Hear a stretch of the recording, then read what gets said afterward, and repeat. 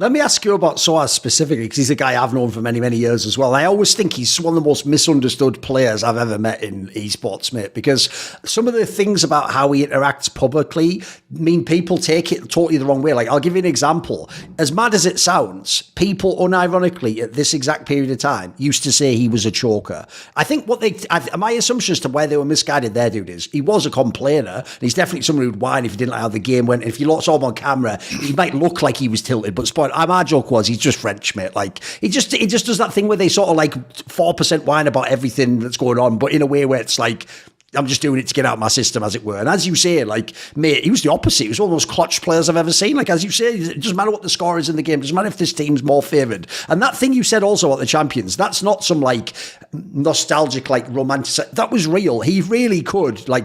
There was even examples where he'd be like, nah, this champion isn't even good, so he wouldn't practice it. But then it would just become so OP in the meta, he would be like, yeah, let's play it. But as you say, he could just play it and win like the first game he played on it, or play it in a series for the first time and just be winning. And so I always thought that must be such an insane fucking mentality he must have to play. Because the other thing as well, I'll throw the last thing in here, is because he was someone who complained, like famously, people don't know, he basically was the one who invented that dog champions thing, but it wasn't for jungle, it was for top lane, because it was like the fucking Cho'Gath and all that shit that no one wanted to play. But what people forget is this detail amazing. He didn't say dog champions and then Forgiven style refused to play the champion. He said dog champion and then was the best at those champions. Yep. Like he actually had, I always thought people, because he seemed arrogant and he seemed like he was complex, people thought he was a bad teammate. As far as I can tell from talking to him, this guy's an amazing teammate. Like, who the fuck wouldn't want that as your top laner? Like, think of all the upsides we're talking about. Like, he's a very misunderstood guy in my opinion. What do you think of sOAZ in this sense? I mean, he's one of the few that I still keep in touch with once in a while, because I do believe that he's inherently a very caring person. And he is misunderstood in the way that people think that him complaining means that he hates something, he's not going to do it, and whatever it is, he's going to be like, nah, this is terrible, I don't want to do that. Like, but it's more like he complains because he just likes to complain, but then he does it anyway and does his work, right? And in terms of players that I've played with, like, I mean, he's the guy I obviously played with the longest. I played with him in Origin, Season 5, Season 6, and a bit on Fnatic until I got the boot.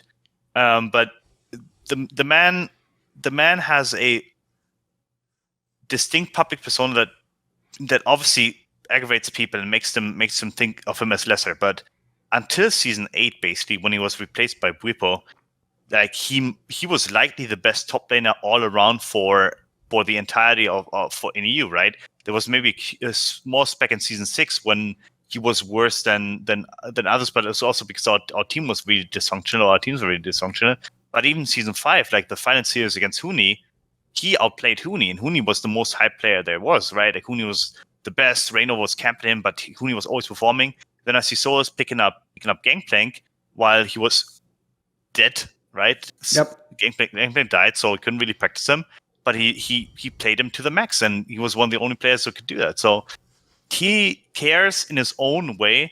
And once I think he cares about you in a personal way, he really does care about you for life. I think he's like, yeah. I think the way that I'll put it is like, you should see him in the way that he probably sees himself, and he grew up in, because he obviously talked about this, him being a baker for quite some time.